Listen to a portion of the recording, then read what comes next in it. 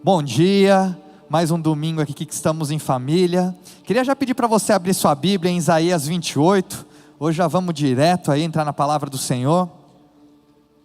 Domingo bonito, domingo ensolarado.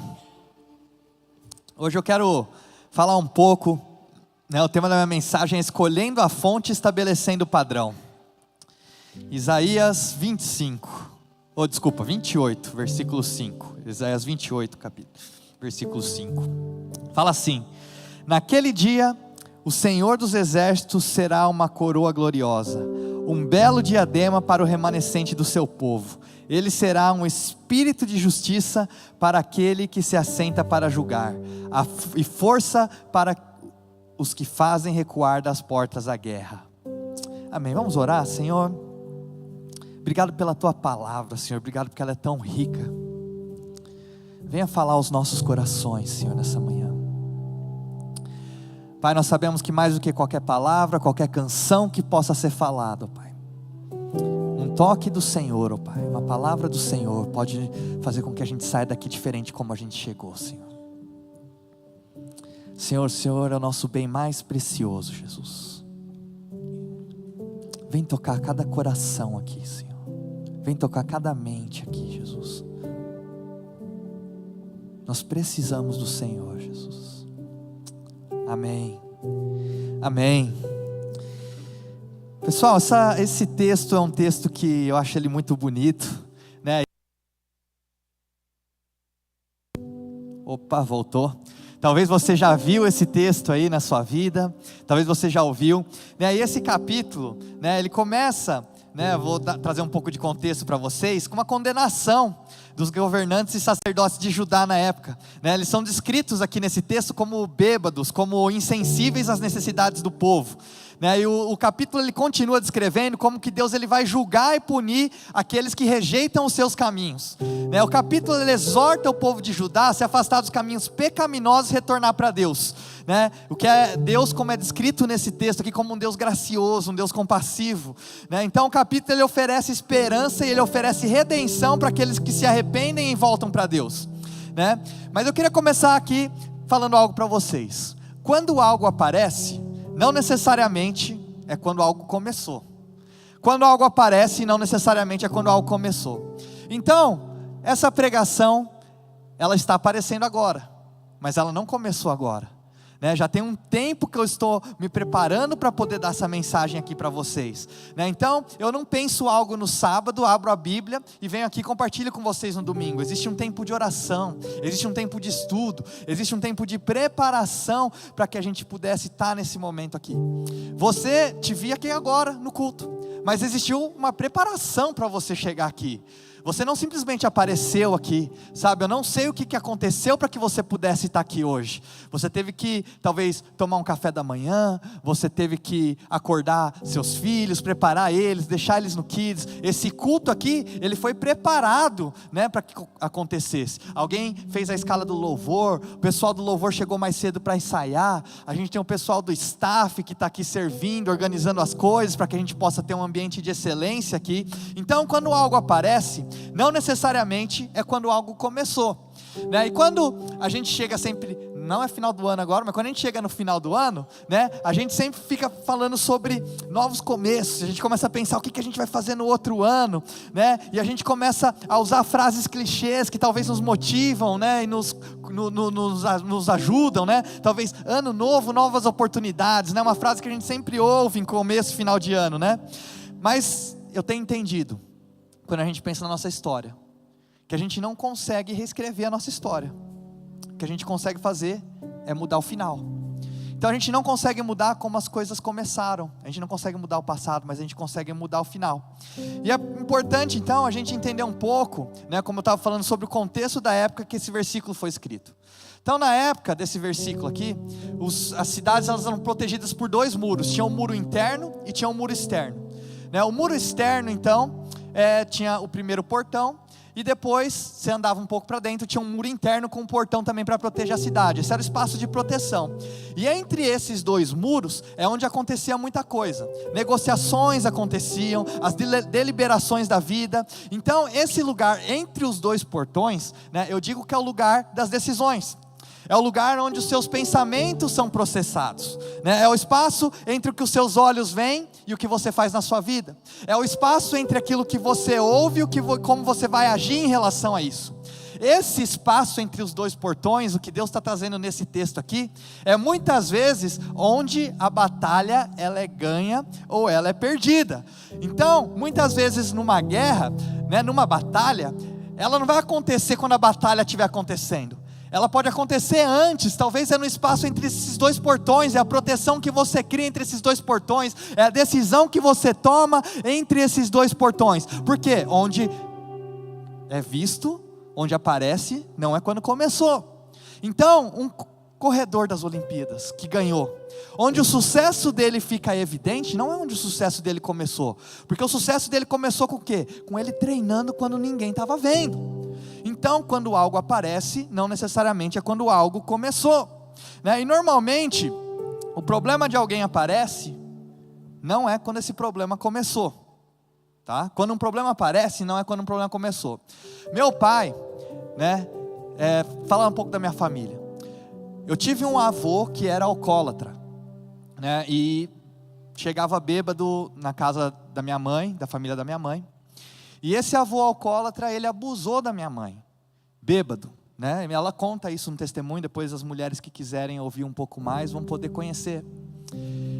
E depois disso, meu avô já é falecido, né? Meu tio também, ele foi alcoólatra por muitos anos. Meu tio, ele foi alcoólatra por muitos anos. Minha avó, minha mãe sempre oraram muito por eles. E meu pai, ele sempre teve um trabalho muito grande com alcoólatras também, de recuperação de alcoólatras, né? E ele viu o quanto que o álcool destruiu a vida de muitas famílias, e como que o álcool destruiu a vida de muitas pessoas. Então, com isso, meu pai sempre foi muito rigoroso na nossa casa com relação a álcool. Nunca entrou bebida alcoólica dentro da minha casa, né? E assim, nem socialmente, né? Eu achava meu pai extremamente rigoroso em relação a isso, mas hoje eu entendo. Meu pai talvez tomou essa decisão porque ele viu o que o álcool faz com as pessoas, e ele quis então um final diferente. Porque ele não podia reescrever a história do que tinha acontecido, mas ele podia escolher um final diferente, ele podia mudar o final da minha família. E talvez a gente devesse começar a pensar diferente, não novos começos, mas em novos finais. Que desse ponto em diante, a palavra fala: esquecendo-me das coisas que ficaram para trás, e avançando para as que estão adiante, prossigo para o alvo, a fim de ganhar o prêmio do chamado celestial de Deus em Cristo Jesus. No versículo 6 que a gente acabou de ler, ele fala assim: será um espírito de justiça para aquele que se assentar para julgar, e força para os que fazem recuar das portas a guerra. Sabe, Isaías está falando assim: Deus vai dar força para todo aquele que tomar uma decisão. Ou seja, você tem que traçar uma linha, né? Então, quando o meu pai, ele estava fazendo isso de impedir de entrar qualquer tipo de bebida alcoólica dentro da minha casa, o que meu pai estava fazendo? Ele estava traçando uma linha dentro da minha casa, ele estava estabelecendo um padrão dentro da minha casa. Ele estava falando assim: eu tenho que vencer algo que é geracional, porque o seu avô era assim, o seu tio era assim, sabe? Talvez se você experimentar, você vai gostar. Então o que meu pai está fazendo? Ele não está deixando essa batalha entrar para dentro do portão, porque talvez se ele deixasse essa batalha entrar, já era uma batalha que estava perdida. Então o que ele fez? Ele estabeleceu uma linha no portão e falou: isso aqui não entra dentro da minha casa. Porque muitas vezes, uma batalha, ela pode ser ganha, ou ela pode ser perdida no portão. Não é questão de você deixar entrar para você ver o que vai acontecer. Não é questão de você testar, mas é questão de você estabelecer uma linha, ter um portão, e você estabelecer: essas coisas não entram dentro da minha casa, essas coisas não vão fazer parte da minha família. Porque Deus às vezes está querendo que você quebre coisas geracionais da sua família. Deus está querendo quebrar talvez maldições hereditárias que existem dentro do seu lar, da sua história geracional da sua família. Então tem que ser estabelecida uma linha. Uma linha tem que ser estabelecida. Isso não entra dentro da minha casa, isso não entra dentro do meu casamento. Talvez, se você deixar o ressentimento entrar dentro do seu casamento, isso é uma abertura, uma brecha para a amargura vencer na sua família. Sabe, é assim no nosso processo mental. Se você deixa a preocupação entrar, talvez você está deixando a ansiedade vencer. Então algumas coisas, você tem que estabelecer uma linha, e você tem que falar: isso aqui eu não vou deixar entrar. Porque Isaías está falando que existe uma estratégia para mudar o rumo da batalha no portão. E essa é uma decisão que eu tomei e estabeleci para a minha vida. Mas uma coisa interessante nesse texto, em Isaías, é que os líderes que deveriam tomar as decisões, os líderes que deveriam estabelecer esses limites, olha só o que fala no versículo 7. E esses também cambaleiam pelo efeito do vinho, e não ficam de pé por causa da bebida fermentada. Os sacerdotes e os profetas cambaleiam por causa de bebida fermentada, estão desorientados devido ao vinho. Eles não conseguem ficar de pé por causa da bebida fermentada. Confundem-se quando têm visões, tropeçam quando devem dar um veredito. Será que isso daqui não deixaria a igreja interessante? Os sacerdotes e os profetas que não conseguem ficar de pé por causa do vinho, né? Pensa a gente chegando aqui, né?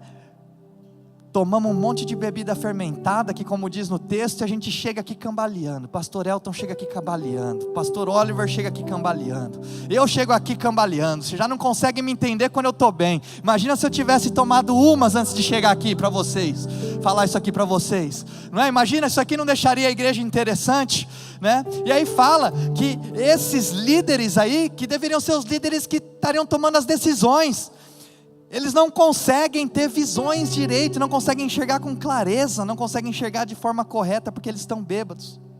Mas talvez isso para os nossos dias seja uma metáfora. Talvez os líderes de hoje, eles não estão bêbados de álcool, mas também, talvez eles possam estar bêbados do seu orgulho. Talvez são líderes que estejam intoxicados pelo poder. Talvez os líderes de hoje, eles estão invertendo as coisas e colocando seus próprios interesses acima do interesse do povo. Não é o que pode estar acontecendo hoje, nos nossos dias? Isaías fala, ele será um espírito de justiça para aquele que se assenta para julgar, e força para os que fazem recuar das portas da guerra. Então, eu queria fazer uma pergunta para você hoje. Quem que é a fonte da sua força? Porque está falando aqui que ele vai ser o espírito da força, que vai dar força para nós. Quem que é a fonte da sua força hoje? O que é a fonte da sua força hoje? Eu preciso que você seja honesto com você mesmo hoje, né? Que você reflita um pouco, o que tem sido a fonte da minha força hoje? Sabe, porque talvez a fonte da sua força é a pessoa que pode estar sentada do seu lado. Se for isso, você vai ficar muito desapontado ao longo da sua vida. Talvez a fonte da sua força é um número na conta do seu banco. Talvez isso é a fonte da sua força hoje. Se for isso, a vida ela pode te pegar em algum momento, de uma forma tão dura, que você vai ver que dinheiro nenhum vai fazer a diferença naquele momento. E você vai entender rapidamente que dinheiro é um lugar terrível para você colocar seu senso de autoidentidade e valor. Talvez a fonte da sua força é como as pessoas te tratam, ou como as pessoas te enxergam, ou o que as pessoas pensam de você. Mas se essa for a fonte da sua força, você vai estar sempre frágil às condições adversas da vida. Ele fala, ele será um espírito de justiça para aquele que se assenta para julgar, e força para os que fazem recuar das portas da guerra. A gente tem que tornar Deus a fonte da nossa força. A gente tem que depender dele, como o salmista fala, levanto os meus olhos para os montes e pergunto, de onde vem o socorro? O meu socorro vem do Senhor que fez os céus e a terra. Ele não permitirá que você tropece. O seu protetor se manterá alerta. Sim, o protetor de Israel não dominará. Ele estará sempre alerta. O Senhor é o seu protetor, como sombra que o protege. Ele está à sua direita. De dia o sol não ferirá, nem a lua de noite. O Senhor o protegerá de todo mal, protegerá a sua vida. O Senhor protegerá a sua saída e a sua chegada, desde agora e para sempre. Você recebe essa proteção do Senhor sobre a sua casa, sobre a sua família, sobre a sua vida. Sabe, você tem que entender então que a sua ajuda não vai vir da direita, a sua ajuda não vai vir da sua esquerda, a sua ajuda não vai vir do trabalho, da economia, da política. Você tem que transformar Deus a sua fonte. Ele é a minha fonte. Em todas as temporadas da minha vida, eu tenho um amigo chamado Jesus, e Ele é a minha fonte. Você tem que transformar Jesus sua fonte. E Ele fala no versículo 5, naquele dia, o Senhor dos Exércitos será uma coroa gloriosa, um belo diadema para o remanescente do seu povo. Diadema e o remanescente. Diadema aqui, né, no texto, ele simboliza a vitória. O profeta aqui então, ele está pregando vitória para um povo que está para experimentar derrota naquele momento lá. Os assírios, eles estão para invadir ali o território de Samaria. O profeta está falando com eles sobre o potencial que eles têm. Falou, vocês vão experimentar derrota, mas se vocês colocarem sua fonte no Senhor, no futuro vocês vão experimentar a vitória, e Deus vai transformar isso em algo bom para vocês. E ele fala sobre diadema e fala sobre o remanescente. Remanescente é o que sobra, né? Em todos os lugares sempre vai existir um remanescente. Na história da palavra de Deus, na história do mundo, sempre vai existir um remanescente, sabe? Sempre vai existir um remanescente na sua família, sempre vai existir um remanescente no seu trabalho, sempre vai existir um remanescente, não importa quão sombrio ou quão mal o mundo está, a palavra de Deus fala que sempre vai existir um remanescente. Sabe, eu tenho orado para que a nossa igreja Relevância possa ser uma remanescente. Sabe, num mundo tão difícil, num mundo tão sombrio, num mundo tão complicado de a gente falar qualquer coisa, sabe, que a gente possa ser um remanescente de uma igreja saudável, que a gente possa ser o remanescente de uma família espiritual, que a gente possa ser o remanescente daqueles que amam a palavra de Deus, que a gente possa ser um remanescente de pessoas de caráter, que a gente possa ser um remanescente de pessoas de princípio, sabe, porque a palavra de Deus fala que sempre vão existir remanescentes. A minha oração a Deus, que a gente seja um desses remanescentes, não importa quão mal, quão sombrio, quão escuro, quão deturpado o mundo está, Senhor, que o Senhor preserve a gente como um remanescente da Tua palavra, como um remanescente da Tua verdade. Ele será, fiquei meditando nesse texto, um espírito de justiça para aquele que se assenta para julgar, e força para os que fazem recuar das portas da guerra. E quando eu li esse texto, eu pensava que eram dois espíritos diferentes que a gente estava falando aqui. Então a gente estava falando do espírito da justiça e o espírito da força. Mas quando eu comecei a meditar nesse texto, eu entendi que na verdade é um espírito só, com duas funções. Então a primeira parte do versículo que ele fala é sobre padrão. Então mesmo Deus que é a sua fonte, que é a fonte da sua força, Ele também tem que ser a fonte dos seus padrões, porque é um espírito só. E aqui que a gente costuma confundir e ter problema, porque como que você pode esperar então, pela força que vem de Deus, se você não aplica os padrões que vêm de Deus? Como que você pode chamar Deus a sua fonte, a fonte da sua força, mas você não torna Ele a fonte dos seus padrões? Como que você deixa a cultura dizer para você o que é certo e o que é errado? Como que você pode buscar na cultura os seus padrões e depois você querer buscar em Deus a sua força? Como que eu posso querer isso para a minha vida? Como eu posso esperar o mundo me dizer o que eu devo ser, como eu devo viver, e esperar que Deus me dê força para um padrão que não foi Ele que estabeleceu para a minha vida? Como que eu posso chamar Deus de a minha fonte, da fonte da minha força, se eu não estabeleço Deus como a fonte do meu padrão? Como eu posso esperar pela força e ignorar os padrões?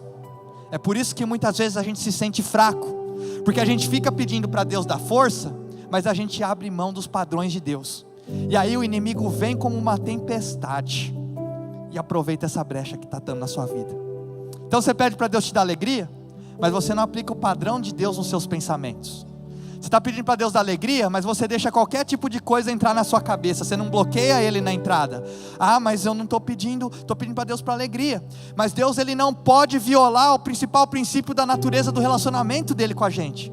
Deus, Ele dá, sabe, para você poder de decisão.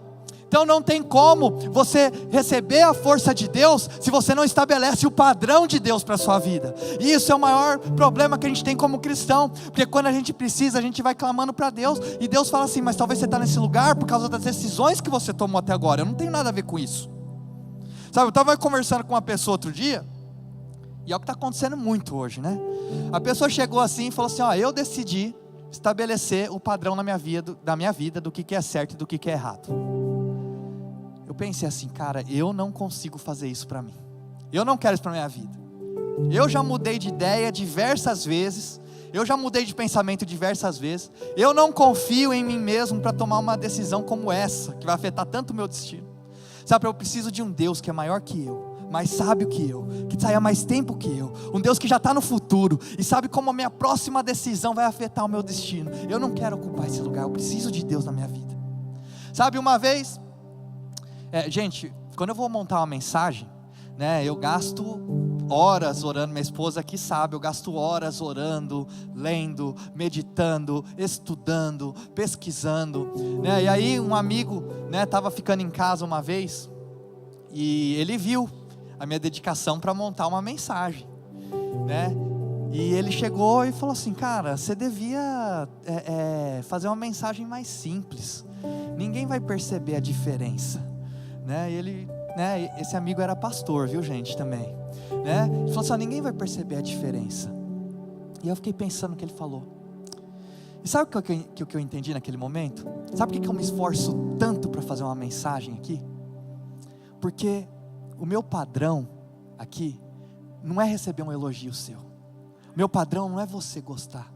Sabe, quando eu saio aqui do púlpito, a pergunta que eu faço é: Deus, o Senhor se agradou do que eu falei lá em cima hoje? O Senhor se agradou do meu esforço? Sabe, porque como que eu posso querer que Deus use algo se eu não estou dando o melhor naquilo lá?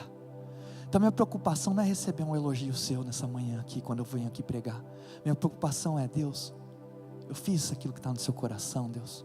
O Senhor se agradou do que eu falei lá em cima, o Senhor se agradou do meu esforço, o Senhor se agradou porque o meu padrão não é o outro pastor, o meu padrão não é outra igreja, o meu padrão não é o seu gosto, o meu padrão é aquilo que está no coração do nosso Deus. E o que Deus tem para falar com você aqui nessa manhã?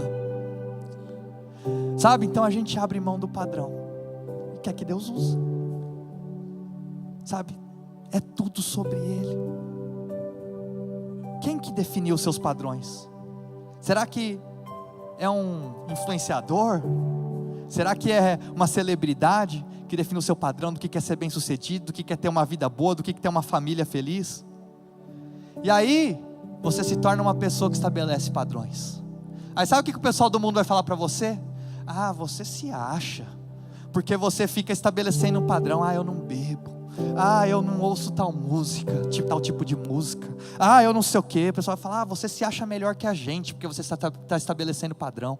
Meu irmão, o que você tem que falar é o seguinte: sabe por que a gente estabelece padrão? Porque a gente entende que a gente precisa de Deus, que a gente entende que sem Ele a gente não consegue nada, que sem Deus a gente não tem força, sem Deus a gente não tem futuro, a gente não tem propósito, a gente não tem todas as coisas. Então quando eu estou estabelecendo um padrão, não é porque eu me acho melhor que os outros, não. Quando eu estabeleço um padrão, é o tanto da minha necessidade que eu preciso de Deus na minha vida, na minha casa e na minha família. É por isso que eu estabeleço padrões na minha vida, porque eu sei que se não estabelecer eu vou cair, se eu não estabelecer padrão eu vou pecar, se eu não estabelecer padrão, qualquer momento eu posso fazer alguma coisa errada, e se eu não fecho ali o limite na porta, no portão, vai entrar para dentro da minha casa. Gente, a gente vê tanta coisa ruim acontecendo no mundo. Minha pergunta: você acha que todo mundo começou ruim?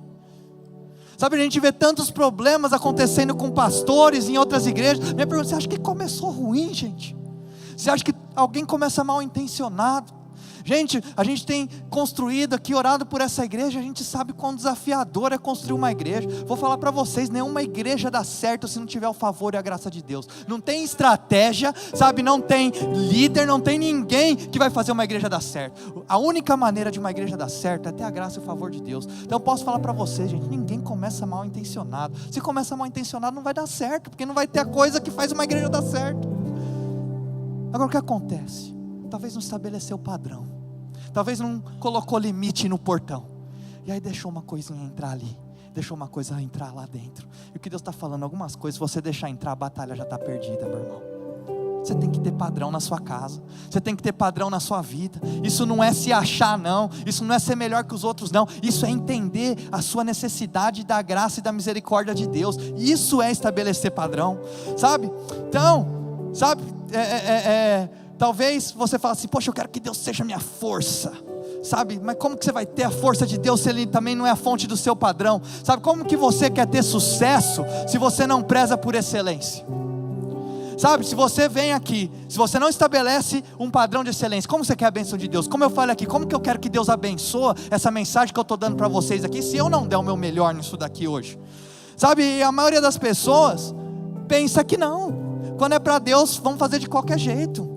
Ah não, mas eu tenho que fazer isso daqui porque é para Deus. Ah, mas irmão, vai lá estudar, ou vai lá fazer alguma coisa. Ó, o bebê aqui tocando aqui. Pô, bebê, vai, né? A pessoa tem que estudar para tocar igual o bebê aqui. Sabe, igual o pessoal está aqui em cima tocando. Aí a pessoa vai e fala assim: ah não, eu não tenho tempo para estudar, mas eu quero estar no louvor, meu irmão. Meu irmão, como que você quer, sabe, que Deus te use e abençoe aquilo que você faz, se você não preza por excelência? Você quer fazer de qualquer jeito para Deus, você acha que para Deus pode ser qualquer coisa. Aqui nessa igreja a gente já estabeleceu desde o princípio, que aqui nós queremos ter uma igreja de excelência, sabe, não é que a gente quer ser melhor que os outros, mas a gente quer dar o nosso melhor para o Senhor. Sabe, uma vez, eu lembro, a gente estava começando, aí a gente foi fazer um ensaio para o louvor, estava assistindo, aí chegou na hora do ensaio, aí o pessoal manda as músicas, perguntei assim: aí, todo mundo ensaiou as músicas? Aí teve um cara que falou assim: não, eu não tive tempo para ensaiar, não ensaiei. Aí beleza, deixei o ensaio passar, a hora que terminou, chamei a pessoa de lado, falei: ó, não precisa mais vir, tá? Não precisa tocar amanhã, a gente vai sem. Aí o cara chegou para mim e falou assim: ah, seu padrão é muito alto. Meu irmão, lógico que meu padrão aqui é muito alto. Sabe por que eu vou querer que você convide alguém para vir aqui na nossa igreja, que você convide um amigo, que você convide alguém da sua família para cá, e a gente vai fazer de qualquer jeito para Deus? Sabe, a gente vai entregar as coisas de qualquer jeito? Não, sabe, pode ser que eu não seja o melhor, mas quando eu estiver aqui, eu vou dar o melhor que eu posso para o Senhor. Sabe, eu sei que excelência agrada aos céus. Sabe, a gente tem perdido o padrão de excelência na igreja, a gente tem perdido o padrão de beleza. O que é bonito hoje em dia, gente? Sabe, antigamente você via igrejas com vitrais lindos, construções maravilhosas, arquitetura. Sabe o que o pessoal de arquitetura fala hoje? Você vai num condomínio e parece tudo um monte de caixote. E é isso que é bonito hoje em dia. Sabe o que é bonito hoje em dia? Você vai, sabe, você olha um quadro que era pintado antigamente, como existia beleza naquele quadro lá, e hoje a gente vai olhar um quadro, talvez um risco num papel branco, e aquilo lá é a beleza hoje em dia.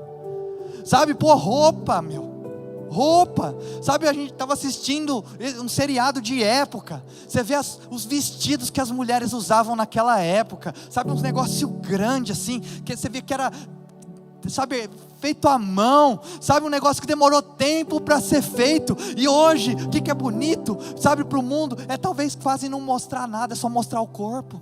Nós estamos perdendo o padrão de beleza, a gente está perdendo o padrão de todas as coisas. Sabe, outro dia, estava conversando com o irmão que entrou na igreja aqui, eu perguntei para ele assim: irmão, por que você decidiu vir aqui para a igreja?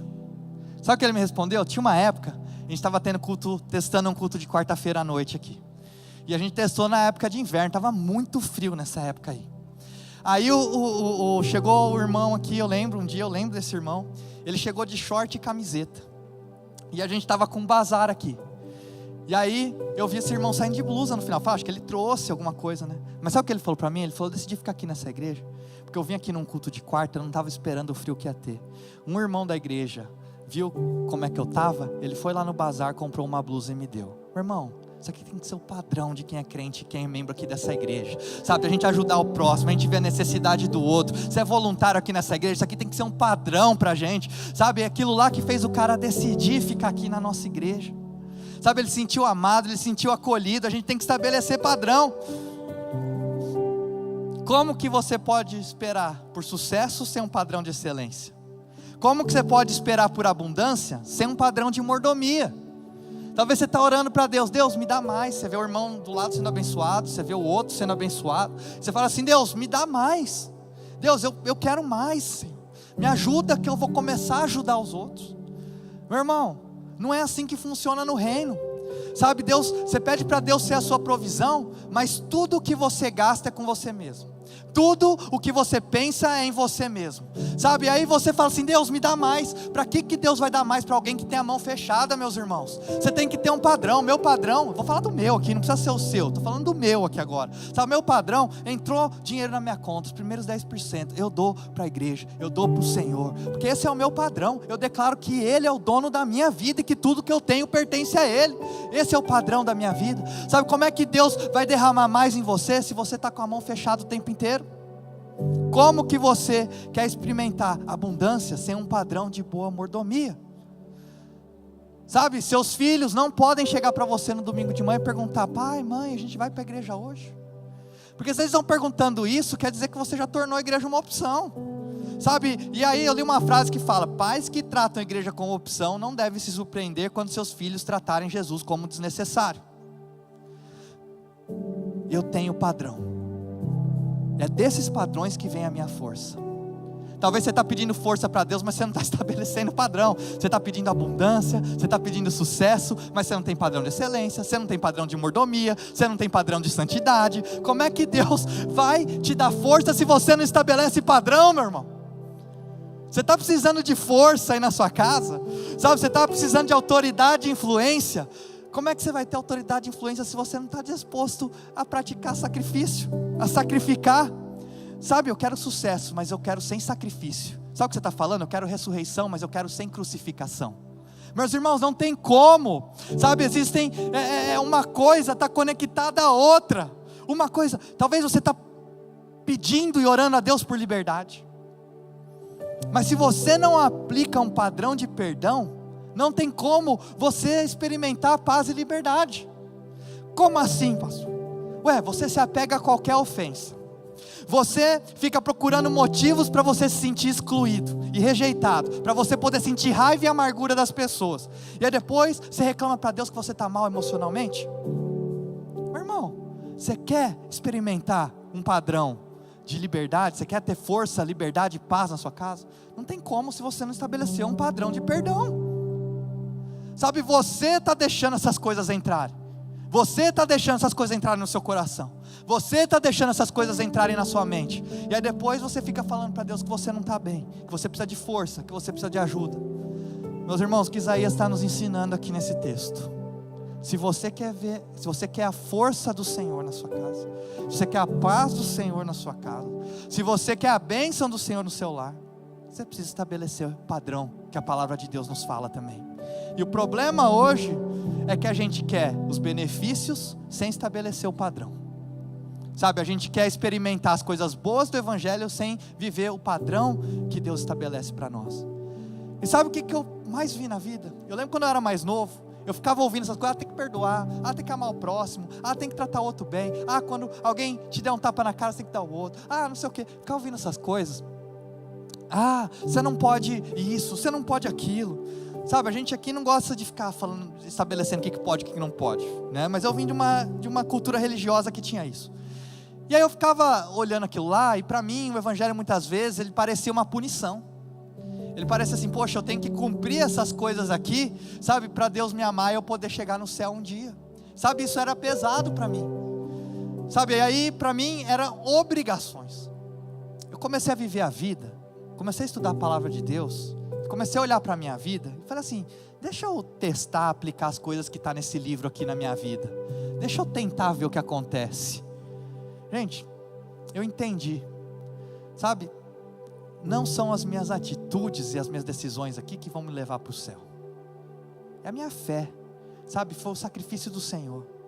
Então quando eu vivo esses princípios da palavra de Deus aqui na minha vida, isso aqui é simplesmente um benefício que o Senhor me deu de experimentar o céu aqui na terra, meu irmão.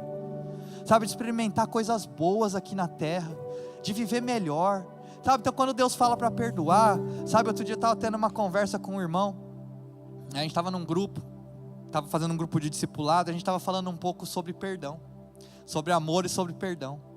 E aí o cara chegou e falou assim, teve um cara lá que um criminoso, bandido, que abusou sexualmente da minha irmã. Ele falou assim, estuprou a minha irmã. Ele falou assim: eu não consigo amar esse cara. Não consigo amar esse cara. E aí, ele estava se tornando muito amargurado por causa disso. E aí a gente começou a conversar lá naquela reunião. Eu comecei a refletir. Falei: poxa, como é que eu vou falar para ele amar o cara que estuprou a irmã dele, né? Porque a Bíblia está nos falando: perdoa, ama o próximo. Mas poxa, amar esse cara, como que eu vou falar para esse cara amar? Como que eu vou falar que ele está errado e não conseguir amar esse cara e perdoar? E aí eu senti de Deus uma revelação. Sabe que a gente às vezes, infelizmente a nossa língua portuguesa, a gente tem uma palavra para definir várias coisas, né? E aí por a gente ter uma palavra que define muitas coisas, a gente não consegue cumprir aquilo que Deus está pedindo para a gente. Então poxa, eu amo a minha esposa, a Nicole. Sabe, eu amo o pastor Oliver que está aqui. E eu amo você que está vindo a primeira vez nessa igreja. mas não é o mesmo tipo de amor que a gente sente, sabe? Então quando a gente fala sobre amar, talvez o amar que eu estava falando para ele naquele momento, não era o amar dele amar aquele homem como ele ama a esposa dele, mas é o amar, é o perdoar. Perdoa, cara. Você ficar carregando isso daí está fazendo mal para você, é um veneno que você mesmo está tomando, que não está fazendo mal nenhum para o outro cara lá. E aí, parece que, poxa, a palavra de Deus está mandando eu perdoar, parece que é uma punição, sabe, parece que eu estou deixando o cara passar ileso. Na verdade não, é um benefício para você mesmo, é um benefício que você mesmo recebe da palavra de Deus, do Senhor na sua vida. Então como que você quer experimentar a paz no seu coração, no seu lar, se você não estabelece um padrão de perdão? Sabe, será que tem alguém que você tem que perdoar aqui hoje? Alguma coisa, alguma ofensa que você tem que deixar passar do seu coração hoje, que talvez tenha te impedido, sabe, de experimentar paz no seu lar, paz no seu dia a dia, paz na sua casa, sabe, tem te impedido muitas vezes. A falta de perdão, ela faz com que a gente fique impossibilitado de avançar em coisas futuras que Deus tem pra gente. Sabe, eu sei que muitos aqui já passaram por situações extremamente difíceis, e você está talvez falando assim, poxa, eu não consigo perdoar essa situação, não consigo perdoar essa pessoa. Meu irmão, eu não estou falando isso daqui, não estou te obrigando a fazer isso, Deus não te obriga a fazer isso. Agora o que eu estou te falando é, você quer experimentar a paz? Você quer experimentar uma saúde emocional na sua casa? Você quer experimentar coisas boas? Perdoa. Se não é você mesmo que está se ferindo, está machucando você mesmo. A gente quer os benefícios sem estabelecer os padrões.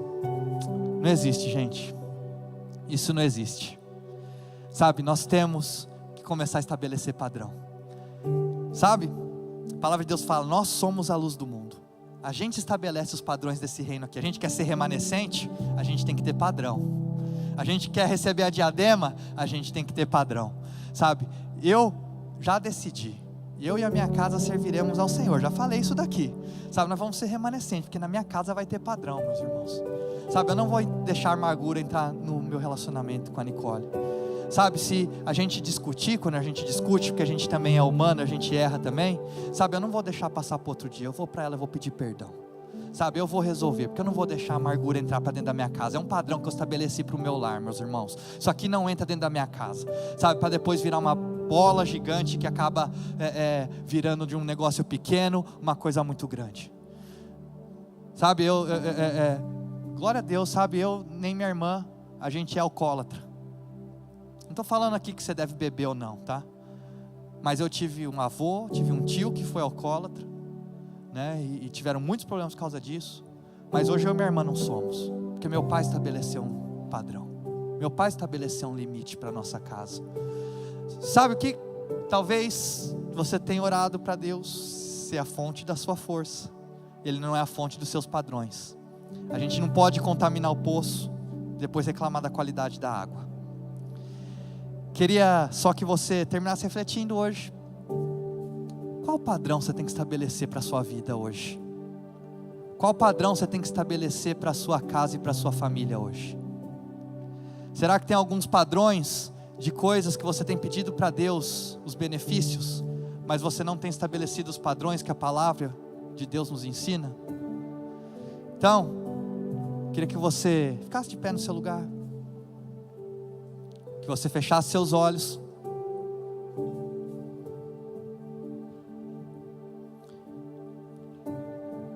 Deus, Ele tem força para você hoje. Deus tem paz para você hoje. Deus tem cura para você hoje. Mas a gente tem que fazer a nossa parte também.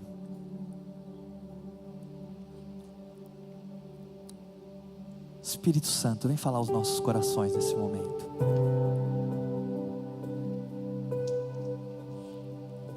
Tem algum padrão que o Senhor quer que a gente estabeleça na nossa vida, na nossa casa, na nossa família, que não tem acontecido?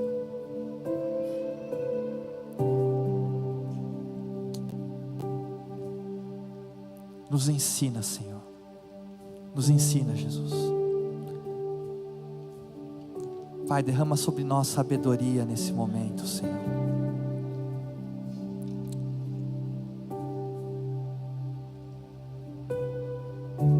Nós não queremos ser uma geração preguiçosa, Senhor, ou uma geração, ó Pai, que não tem certo e errado, Senhor. Pai, nós queremos ser uma geração que vive a verdade debaixo da Tua palavra, Jesus.